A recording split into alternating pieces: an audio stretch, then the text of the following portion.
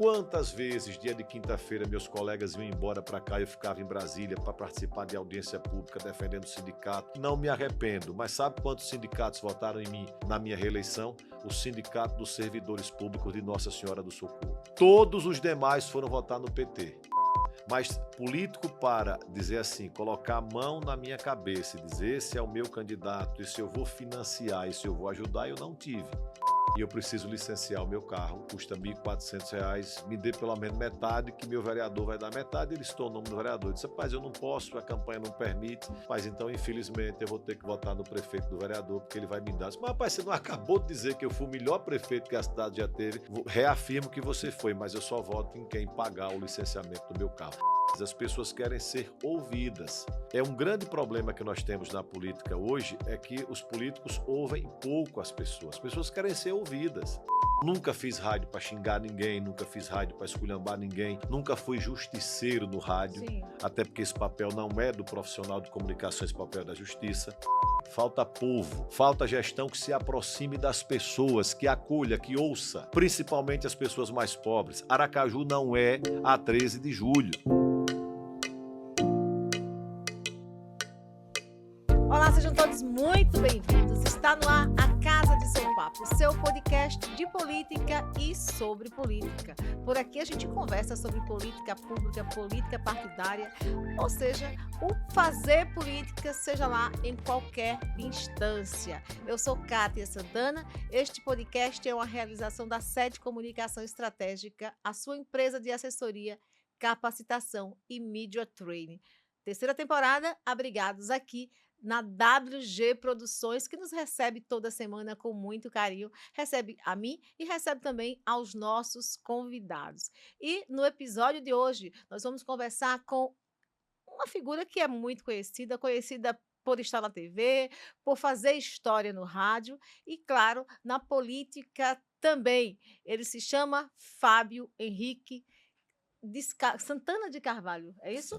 Santana de Carvalho. Carvalho, exatamente. Fábio Henrique, vou já cumprimentá-lo para depois apresentá-lo oficialmente. Tudo bem com você? É um prazer recebê-lo aqui na Casa de Seu Papo. Ô, Kátia, o prazer é todo nosso de poder estar aqui na Casa de Seu Papo, que é um dos ambientes de debate da boa política do nosso estado. Uma alegria muito grande estar aqui com você para a gente conversar sobre tudo, inclusive sobre política. Deixa eu lhe apresentar oficialmente agora, Fábio. Você é bacharel em Direito, concursado da Polícia Rodoviária Federal, de cujo órgão você está licenciado por conta do exercício dos mandatos aí.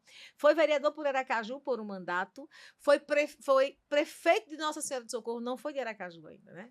De Nossa Senhora do Socorro por 2 mandatos e deputado federal até o final de 2023. Fábio Henrique tem uma história aí no rádio e na televisão, aliás, fez história no rádio, passando por várias emissoras e tem atuado aí na TV Atalaia já há algum tempo. Inclusive, quando você estava no mandato, você já começava aí a voltar para essa dinâmica do rádio. Seja muito bem-vindo mais uma vez. E eu quero saber onde é que o Fábio Henrique começa na vida política. Em que momento é que acontece esse interesse? Você veio do rádio inicialmente, que era onde você era conhecido, né? E como é que chega à vida política? Olha, o rádio, na verdade, é quem me introduz na política. Eu comecei no rádio muito novo, comecei no rádio com 19 anos. Com 20 anos eu trabalhava na equipe de Carlos Magalhães, foi meu mestre, meu professor. Velho Magá. O velho Magá, pode me chamar de Magá que eu não me incomodo. Isso. Foi quem me abriu as portas da comunicação e um ano e meio que eu estava trabalhando com Magalhães, ele me escalou para trabalhar no jornalismo. Eu comecei no esporte e depois fui para o jornalismo. Magalhães tinha um programa chamado Fala Povo, na Rádio Atalaia, que tinha uma audiência gigantesca na época, e eu passei a ser repórter que acompanhava a Assembleia Legislativa e a Câmara dos Vereadores. Sim. E isso, de uma certa forma, vai lhe dando contato diário com a política. E aí, somado a isso, vem a sua atuação no rádio, né? Os programas que eu fiz no rádio sempre foram programas comunitários, sempre foram programas que abordaram os dramas vividos pela população. Nunca fiz rádio para xingar ninguém, nunca fiz rádio para esculhambar ninguém, nunca fui justiceiro no rádio, Sim. até porque esse papel não é do profissional de comunicação, esse papel é da justiça.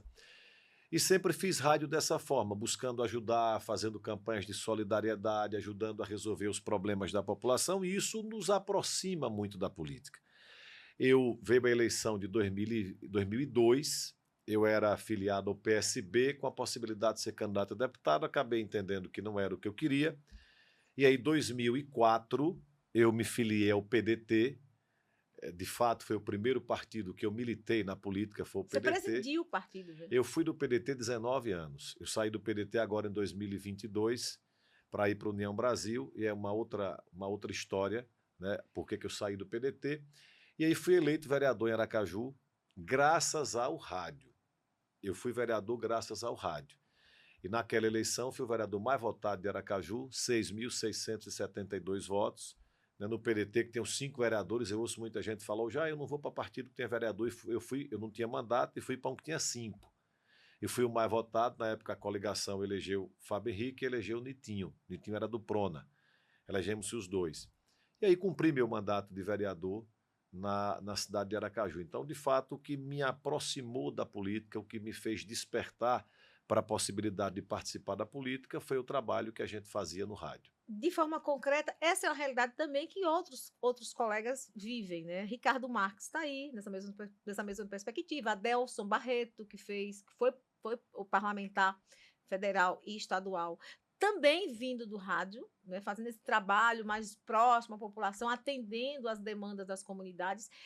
E na sua concepção, o fato de estar com um mandato facilita a resolver os problemas das comunidades de forma concreta? Não tenha dúvida. Aliás, a gente precisa, resgatando a história, talvez o primeiro tenha sido Reinaldo Moura. Reinaldo Moura, é Reinaldo verdade. Moura, Pai que foi o do primeiro ex-deputado André Moura. a atuar no rádio e a ter uma carreira política. Sim. Veja, de fato, quando você tem um mandato, né, você carrega a responsabilidade do mandato, mas, por outro lado, você tem mais facilidade para ajudar a resolver os problemas das pessoas, porque você tem mandato, você tem voz na tribuna da Câmara dos Vereadores, você tem mais acesso aos órgãos públicos. Se você for um vereador mais alinhado ao prefeito, você tem mais facilidade. Se for de oposição, você tem a tribuna para falar, né, além do rádio, a tribuna da Câmara. Então não tenha dúvida que o mandato ele contribui, ele colabora para que você, enquanto profissional de comunicação, possa ajudar a resolver os problemas das pessoas. Mas deixa eu te perguntar uma coisa. Como vereador e como deputado, você foi deputado e você foi vereador, quando a população chega com as demandas, ou você conhece essas demandas, porque você visita os ambientes, nem sempre é possível resolver. Você pode até falar, porque você tem a tribuna ali, você é um tribuno, você está ali no parlamento que tem uma audiência grande. Mas as questões que dependem do executivo, nem sempre você... E em geral, as demandas dependem do executivo, ou dependem de empresas concessionárias, ou dependem nem sempre é possível resolver. E quando isso acontece, como é que a população reage em relação ao seu trabalho? Ô, Kátia, Deus me deu a oportunidade e a bênção de estar dos dois lados. Aliás, dos 3. Fazendo rádio e televisão como faço hoje, de ser legislativo e de ser executivo. Eu fui prefeito. Sim. Então, é óbvio que nem todos os problemas você consegue resolver. Nem como prefeito, nem como prefeito, porque como prefeito você tem as limitações orçamentárias. Sim.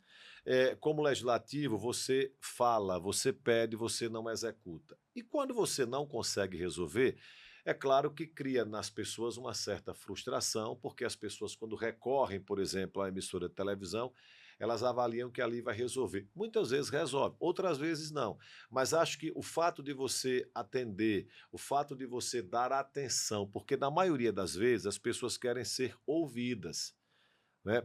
É um grande problema que nós temos na política hoje, é que os políticos ouvem pouco as pessoas querem ser ouvidas. Sim. Olha, se você tem uma demanda para resolver um problema de pavimentação de uma rua, se você não tem como pavimentar, mas passa lá uma máquina, manda consertar um esgoto, um bueiro, você já deu uma atenção às pessoas.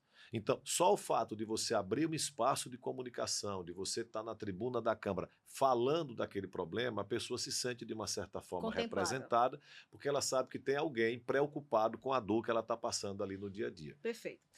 Vindo para a política, 2004 foi a sua campanha para valer no PDT? Vereador. quem naquele cenário lhe apoiava? Você contou com apoios? Você estava em algum grupo político forte que você disse agora que tinham 5 candidatos e você chegou e emplacou essa eleição. Quem o apoiava nesse processo? Além do povo, óbvio, do voto. Veja, eu tenho muita tranquilidade, eu tenho muitos defeitos na vida, mas não tenho da ingratidão.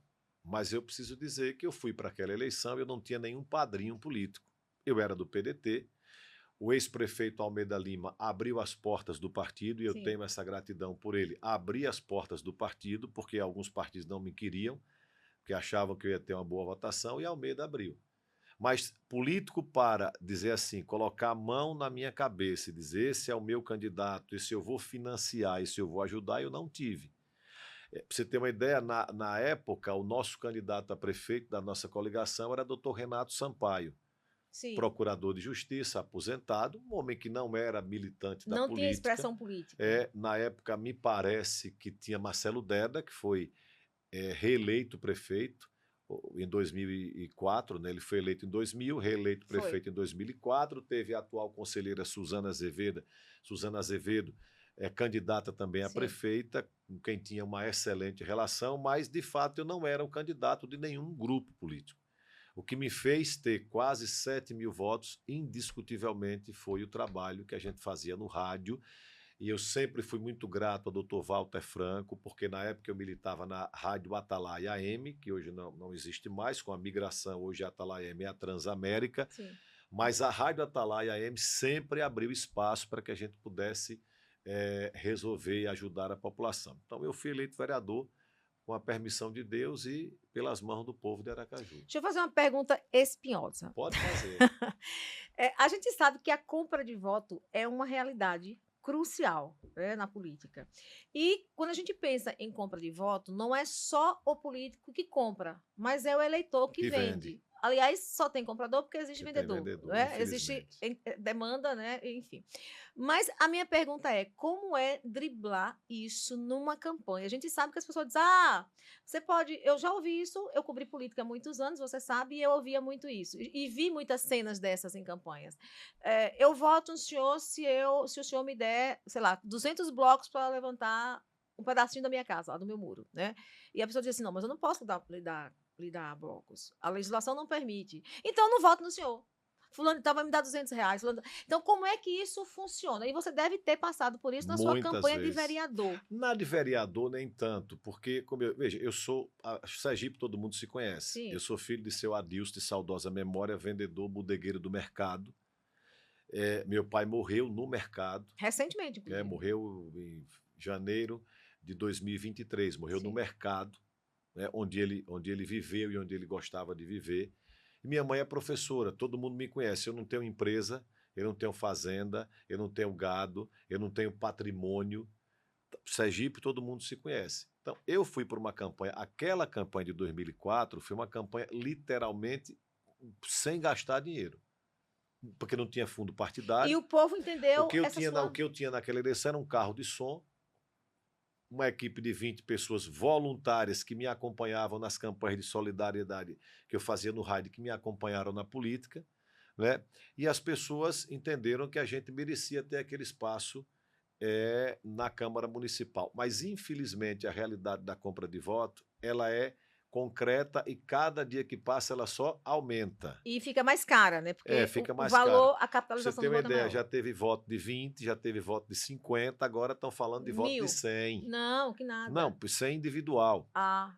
Porque infelizmente, Cátia, eu fui candidato a prefeito na eleição passada, 2020, cheguei numa casa no Marcos Freire, e aí o cidadão me recebeu muito bem e disse, olha, Fábio, você foi o melhor prefeito que essa cidade já teve, você recapeou meu conjunto todo, você construiu Praça da Juventude, você trouxe empresas que geram emprego, você fez ciclovia, valorizou demais o nosso conjunto, e eu disse, aqui está tranquilo, a família toda vota comigo, mas eu trabalho com aplicativo, e eu preciso licenciar o meu carro, custa R$ 1.400, me dê pelo menos metade, que meu vereador vai dar metade, ele citou o nome do vereador. Eu disse, rapaz, eu não posso, a campanha não permite, mas então, infelizmente, eu vou ter que votar no prefeito do vereador, porque ele vai me dar. Eu disse, mas, rapaz, você não acabou de dizer que eu fui o melhor prefeito que a cidade já teve?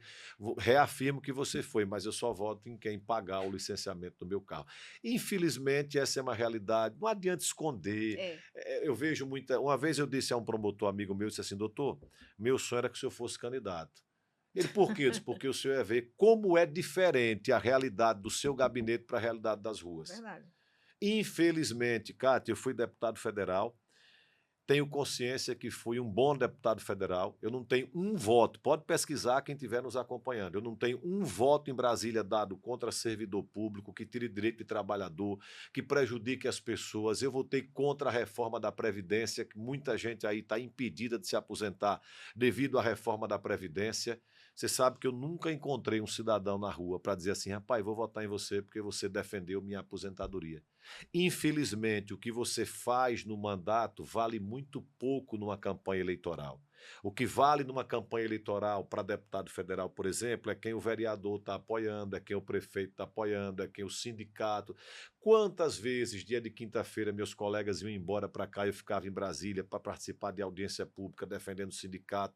Não me arrependo, mas sabe quantos sindicatos votaram em mim na minha reeleição? O Sindicato dos Servidores Públicos de Nossa Senhora do Socorro. Sim. Todos os demais foram votar no PT. Então, quando você faz, às vezes o que você faz, infelizmente, numa campanha eleitoral, vale muito pouco. Por quê? Porque as pessoas não estão preocupadas com o que você está votando. Tem memória curta. Então, infelizmente, o seu... Aí eu estava falando da história do DPVAT. Sim. E aí o colega Luiz Carlos Foca, a gente bate papo sempre, eu saio da televisão, vou encontrar com ele na rádio, é vizinho. E ele me perguntou assim, Fábio, e aí o que é que você acha? Você acha que esse voto dado pelos deputados vai comprometer na eleição? Eu disse, de maneira nenhuma, na eleição ninguém está lembrado mais de DPVAT, você está lembrado quando for pagar. Mas quem votou, e dei-lhe um exemplo, olha, os deputados estaduais que votaram para aumentar as taxas do Detran no mandato passado, passaram uma semana sendo criticados na eleição, ninguém tocou no assunto, ninguém lembrou.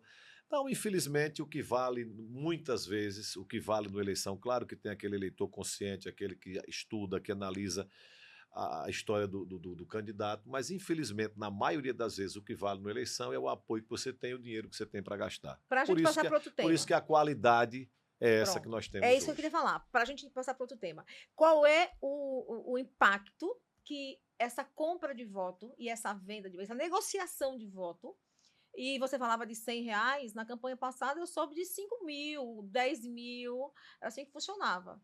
Estão inflacionando. Fechava a porteira.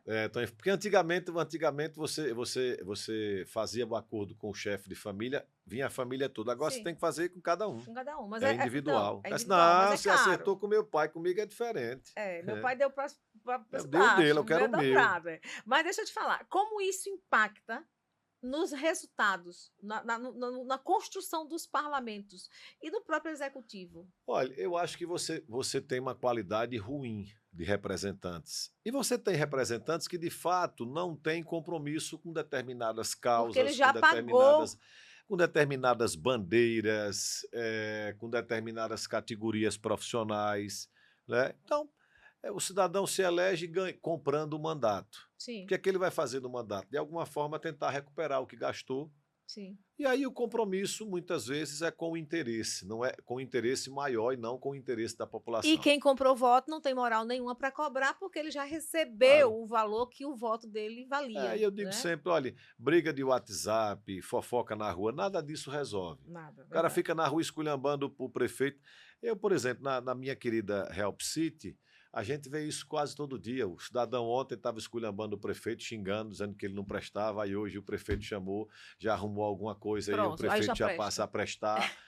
Infelizmente. É uma realidade, né? É a realidade da política. Fábio, socorro, você sai de Aracaju depois do seu mandato de vereador. Aliás, não é só você na família que é político, né? Tem você, tem o querido Júnior, Adilson Júnior, né? E o saudoso Jason Neto. Jason. Foi meu colega de foi faculdade, vereador inclusive. na cidade de Aracaju, e Adilson foi vice-prefeito de São Em São Cristóvão. E Dona Silvia, minha esposa, que foi deputada estadual, a deputada mais votada na eleição de 2014, a mulher mais, aliás, a deputada mais votada até hoje na história de Socorro. Muito bem. Que na época você era prefeito já? Eu era Você prefeito em era prefeito. 2014. Isso eu era ajudou prefeito. a elegê-la? Claro que ajudou. Ajudou. Mas voltando aqui, você vem em Socorro. Como é que você decide chegar em Socorro para Olha, ser candidato lá? o dia a dia do rádio, de uma certa forma, você está em Socorro, Aracaju, São Cristóvão, né?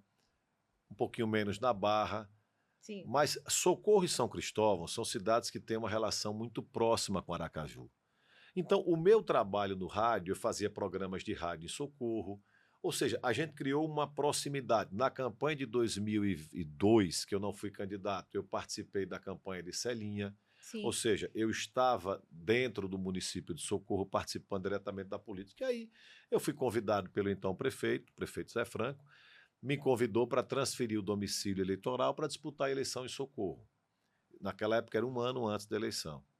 E eu tinha uma reeleição, não vou dizer garantida, mas bem encaminhada para vereador em Aracaju, mas eu entendi que era uma oportunidade para que eu pudesse mostrar a minha capacidade de gerenciar um município importante como Socorro.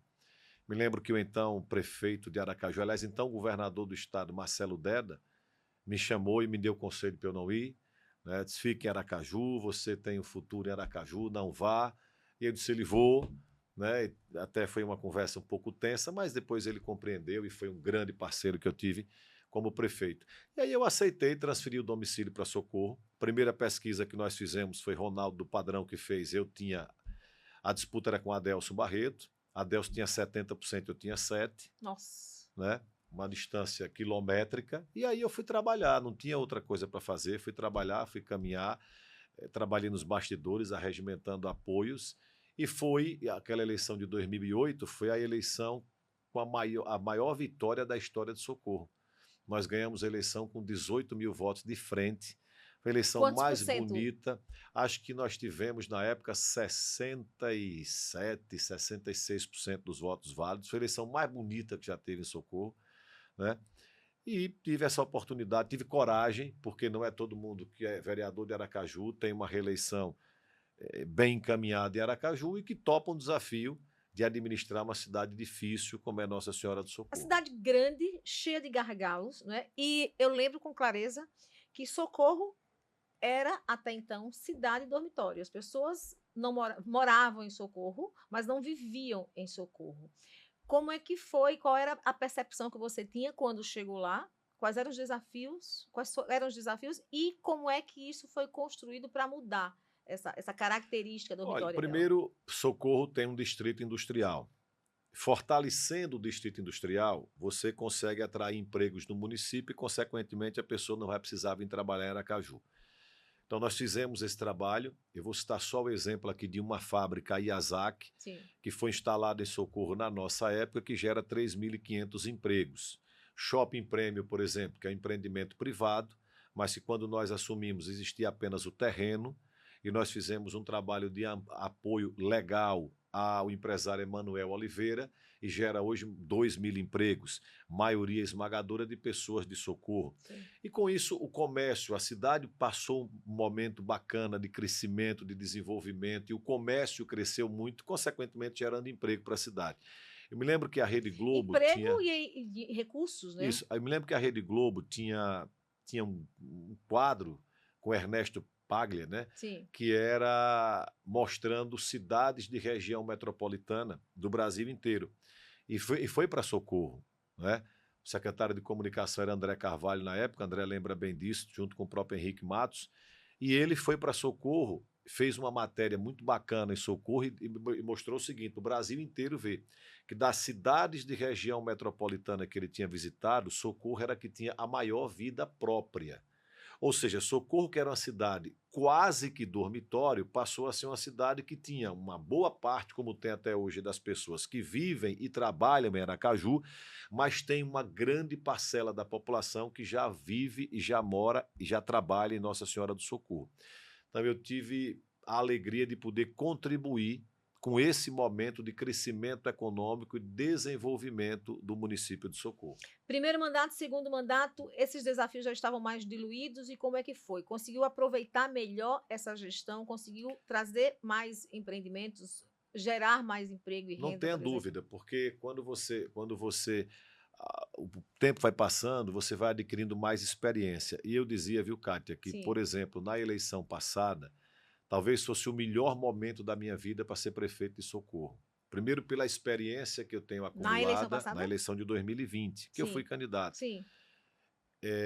Eu tinha a experiência acumulada e era deputado federal. O fato de você ser deputado federal lhe dá a oportunidade de você conhecer os meandros de Brasília, os corredores de Brasília, fazer relacionamento e buscar recursos. Infelizmente, não foi a vontade da população, eu compreendo, eu respeito, né, eu aceito, mas a experiência acumulada ela é fundamental. Né? Socorro é uma cidade que tem lá um distrito industrial, e aí não é culpa do prefeito, mas dos governos que passaram, que não olharam para o distrito, está lá em condições precárias. É preciso que haja, já ouvi do governador Fábio Mitidieri, a intenção de buscar recursos para você resgatar o distrito industrial de Socorro, você construir um cinturão verde, porque senão vai acontecer com Socorro o que aconteceu com o distrito industrial de Aracaju, que hoje não tem mais. Por quê? Porque as habitações foram cercando, sufocando, não tem mais indústria em Aracaju.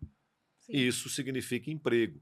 Então nós precisamos proteger o distrito industrial de Socorro para que, ao invés de ele deixar de existir, mais empresas sejam instaladas lá, criar novas áreas de desenvolvimento econômico, como, por exemplo, na margem da BR-101, que você tem uma facilidade. Socorro é uma das únicas cidades que é cortada pelas duas rodovias federais, a 101 e a 235, isso ajuda a você escoar a produção.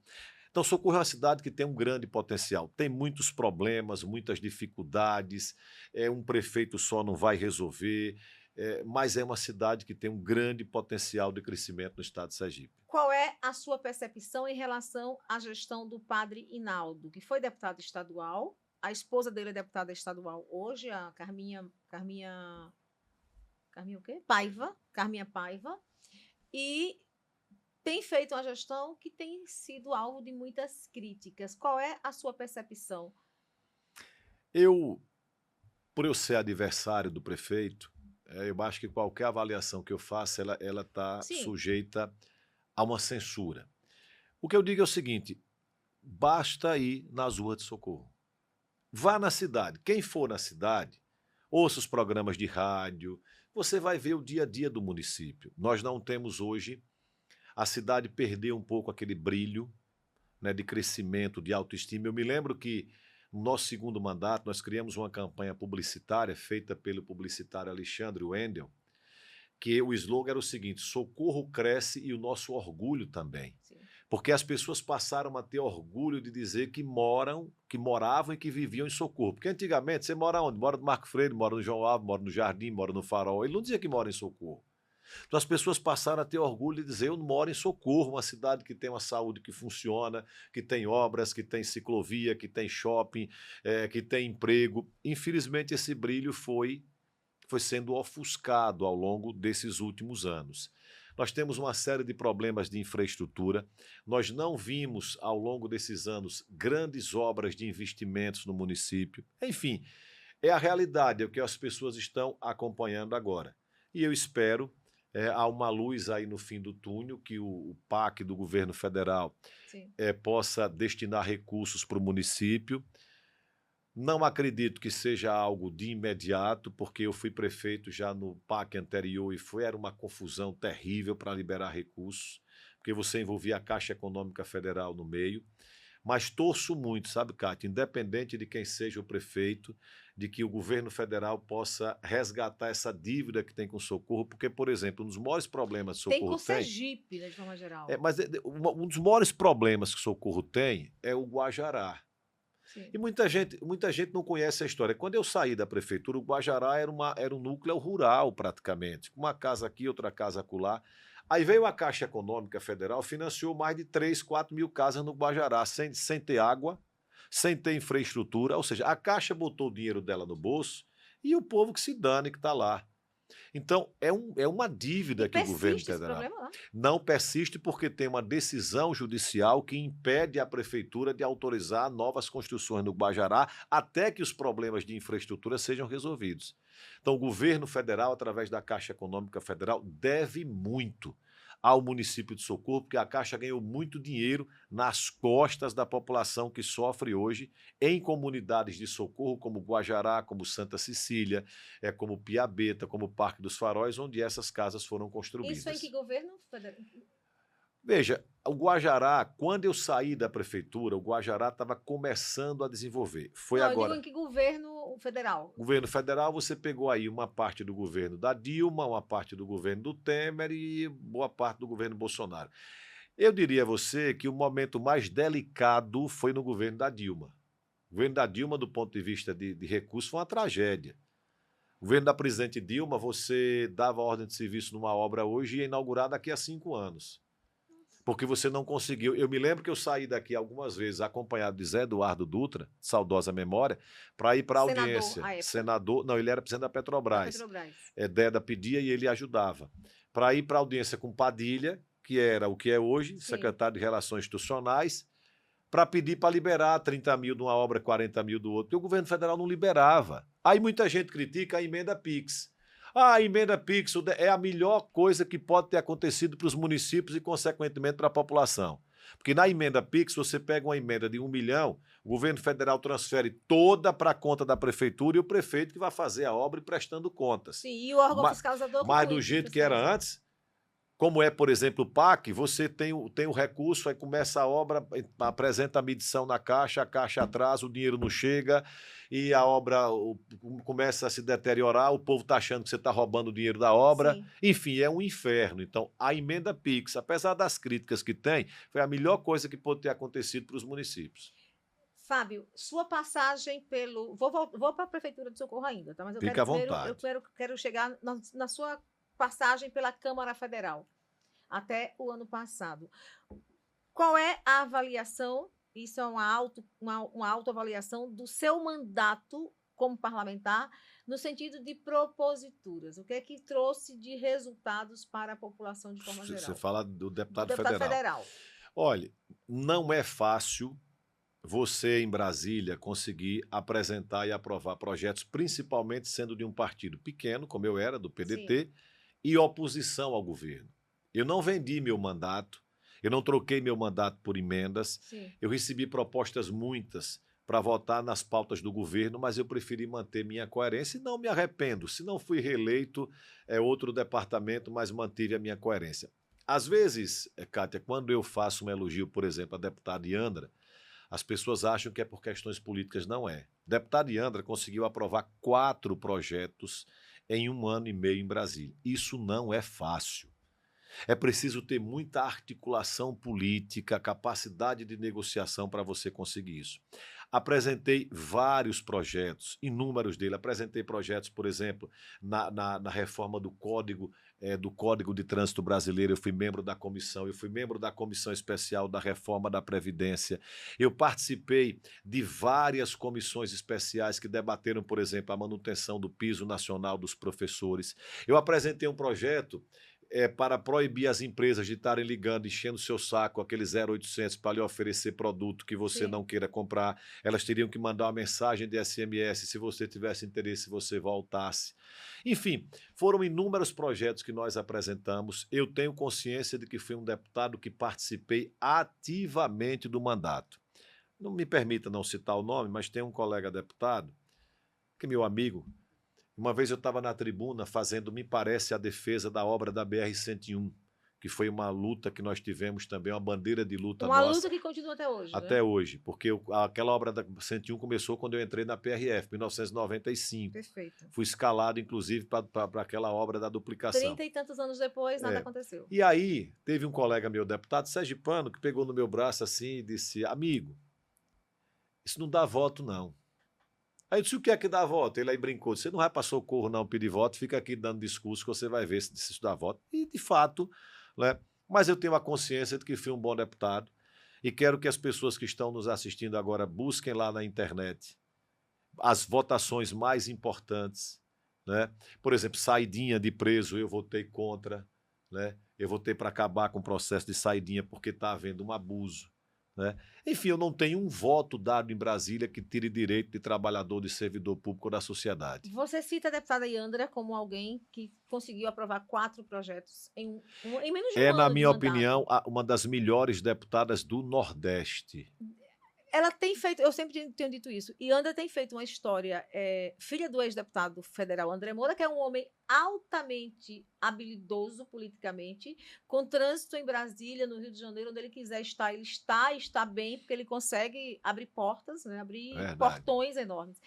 Essa presença forte de Yandra no parlamento, com essa postura de aprovação de projetos em tão pouco tempo, você acha que tem a influência do ex-deputado André Moura, pai dela? Olha, uma consulta, né, um aconselhamento, óbvio que tem, porque André é pai, eu sou pai também, né, e evidentemente que você mantém uma relação com seus filhos, você quer o melhor para os seus filhos. Agora, é importante dizer o seguinte, Yandra, quando chegou na Câmara dos Deputados, ela aprendeu a caminhar com as próprias pernas. Eu estou dizendo porque eu conheço o ambiente da Câmara dos Deputados, eu fui deputado e eu convivi com a Câmara dos Deputados. Yandra hoje é representante do partido no Mercosul, Yandra é secretária nacional das mulheres, cargo ocupado por Benedita da Silva e por deputadas destacadas no Brasil. Yandra tem uma atuação, por exemplo, na Comissão de Constituição e Justiça, tem apresentado projetos, e o que mais me impressiona é que você nunca viu a deputada Yandra entrar nessas disputas que não levam a nada, só like de direita, de esquerda, de confusão para lá, de briga para cá. Yandra apresenta projetos que são factíveis, projetos, por exemplo, a questão do atestado para pessoas que têm doenças incuráveis, enfim, projetos que dizem respeito ao dia a dia das pessoas. Então você acha que ela faz um grande dela mandato e quem duvidar está no Instagram. Hoje tem essa ferramenta importante que você acompanha o dia a dia de cada deputado. Yandra é uma advogada extremamente preparada. Cátia, eu tenho acompanhado alguns eventos que Yandra tem feito Sim. em Aracaju e 2 coisas me impressionam. Primeiro, a capacidade que ela tem de ouvir as pessoas, e eu falei aqui no começo da nossa conversa, os políticos precisam aprender a ouvir as pessoas, porque muitas vezes você vai levar uma obra, um investimento para uma comunidade, mas não é aquilo que o povo quer. Sim. E ela tem essa capacidade impressionante de ouvir as pessoas e é muito preparada. Sim. Ela tem estudado Aracaju, tem estudado os problemas de Aracaju, e eu não tenho dúvida que se a vontade do povo for essa, Yandra fará um trabalho moderno. Eu tenho dito o seguinte... Você está falando como possível prefeita, candidata de Aracaju. Eu estou dizendo o seguinte, Aracaju é uma cidade que ao longo dos anos caracterizou-se por obras de concreto. Você que está nos acompanhando agora, qual é o grande programa social que tem em Aracaju? Qual é o grande programa de acolhimento do povo pobre que tem em Aracaju? Você está dizendo o quê? Que o prefeito Edivaldo Nogueira... Eu estou dizendo que Aracaju não... precisa de uma prefeita que tenha a capacidade de buscar obras, porque a população precisa... Veja, eu estou dizendo prefeita porque eu acredito em Yandra. Sim. Mas Aracaju precisa ter um gestor ou uma gestora, eu espero que seja uma gestora, que tenha a capacidade de buscar as obras e os investimentos, mas também tem a capacidade de cuidar das pessoas. Você que está me ouvindo agora na periferia de Aracaju, que está nos assistindo, você tem um filho autista, tem um filho com depressão, tem um filho com TDAH, qual é o acolhimento que tem na cidade de Aracaju para você? Fábio, falta em Aracaju esse sentimento humano de acolhimento às pessoas que não existe. Você acha que o prefeito está preocupado apenas em mostrar obras? Eu acho que veja, é o critério de cada um. Sim. Né? É o critério de cada um. Aracaju, por exemplo, agora conseguiu um empréstimo de 500 milhões de reais. Ora, o dinheiro todo para ser aplicado em obra. E que não serão aplicados agora, né? Ao longo de um período. Então falta programas sociais, falta em Aracaju, projetos voltados para a população. Falta em Aracaju gente, falta povo, falta gestão que se aproxime das pessoas, que acolha, que ouça, principalmente as pessoas mais pobres. Aracaju não é a 13 de julho. Muitas vezes as pessoas estão vivendo aqui na 13 de julho, na Atalaia, no Salgado Filho, e estão achando que Aracaju não é. Quer ver uma coisa? Você já viu a quantidade de pedintes que tem nas ruas de Aracaju? Sim. Você já viu nos sinais de trânsito a quantidade de pessoas que têm pedindo nas ruas Com de as plaquinhas Aracaju? na mão. Isso é um sinal de que algo não está bem. Não há política de geração de emprego na cidade de Aracaju. E não há acolhimento. Aracaju precisa de alguém que cuide do povo. Essa sua fala tão contundente em relação à gestão municipal, você acha que essa sua fala e essa postura da gestão impactam na pré-campanha do Luiz Roberto, que é Olha, candidato, que é o nome apoiado pelo eu acho prefeito? eu acho que impacta, sabe por quê? Porque, veja, o que é que você tem ouvido falar aí? O prefeito dizer que precisa continuar as obras. Veja, as obras, elas vão continuar, porque o recurso é do BRICS. Sim. O recurso não é do bolso do prefeito nem do bolso de Luiz. Não é Se recurso não for próprio. Luiz, a obra para. Não é isso, as obras vão continuar. Porque são obras de empréstimo, que quem vai pagar é o povo de Aracaju, não é obra de uma pessoa, é obra de empréstimo. Então, o que é que tem dito? Precisa continuar as obras. Então, se é para continuar as obras, vai continuar também sem acolhimento, vai continuar também esse modelo. Aracaju precisa, Kátia, de uma gestão moderna, modernizar. Né? E nós, políticos, precisamos entender isso. Para isso é que a gente estuda, se prepara. Quando eu disse a você que em 2020 eu estava preparado, é porque enquanto eu era deputado eu fui estudar. Eu fui conhecer cidades no Brasil, por exemplo, que as pessoas resolvem todos os problemas ou encaminham, nem todos são de possível resolução, mas você encaminha todos os problemas através de um WhatsApp. Ora, é inaceitável que nos dias de hoje um cidadão, uma cidadã tenha que ir para uma unidade de saúde 3 horas da manhã para tentar uma consulta. Isso não é moderno. Nas cidades modernas do Brasil, tudo isso, você trocar uma lâmpada. Ano esperando por um atendimento. E tem uma palavra, eu digo o seguinte, tem uma palavra que o povo mais humilde tem pavor. Sabe qual é? Não. Sabe qual é a palavra? Não. Análise. Análise. Está em análise. Porque você vai, o exame, análise. Uma cirurgia, análise. Ora, as pessoas estão passando 5, 6 meses para fazer uma cirurgia simples. Para marcar uma cirurgia. Fábio. Então, é isso que precisa melhorar. Isso não está bom. Não está funcionando. Então, precisa de modernidade. E eu acho que você precisa buscar esses bons exemplos. No dia, inclusive, que teve um evento aqui do União Brasil, teve aqui o ACM Neto e teve o ex-prefeito, acho que de Vitória do Espírito Santo, que inclusive trouxe um livro. Impressionante como ele modernizou, como ele botou a tecnologia, que é uma coisa boa, pode ser ruim também, fake news, etc. Mas vamos extrair dela o que ela tem de bom, como ele botou a tecnologia para servir a população. Infelizmente, é inaceitável que uma pessoa hoje tenha que ir para um posto de saúde, tomar chuva, tomar sol, para tentar marcar uma consulta. Perfeito. Para a gente concluir, 2022, você foi candidato a prefeito. 20, desculpe. E foi rejeitado pela população. Isso fez com que você recuasse na eleição passada? Primeiro, eu discordo da palavra rejeitado. Rejeitado foi a palavra forte. Eu tive 24 mil votos. Ô, Kátia, eu sou o primeiro, eu sou o campeão e o vice. Prefeito mais votado na história de Socorro. O primeiro foi eu, o segundo fui eu. 42 mil votos numa eleição, 39 na outra. 39 e 42. A deputada Silvia Fontes, minha mulher, foi a deputada estadual mais votada na história do Socorro. Em 2014, ela teve 17.500 votos. A esposa, ou namorada, ou sei lá o quê, do atual prefeito agora, teve 15 mil.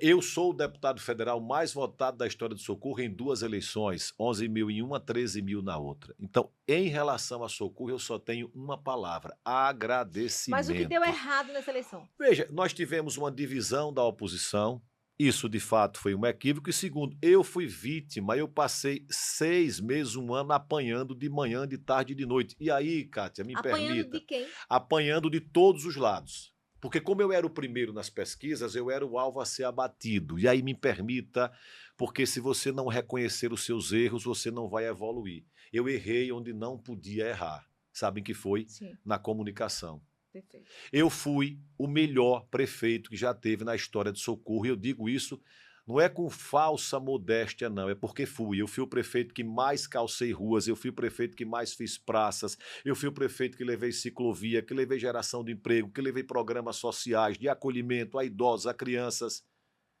Mas às vezes você erra na comunicação. Talvez essa mensagem não tivesse chegado onde deveria chegar. Sim. E aí, por exemplo, o que é que me criticam em Socorro? Lama zero. Ah, Fábio Henrique prometeu lama zero e a rua tá sem pavimentar.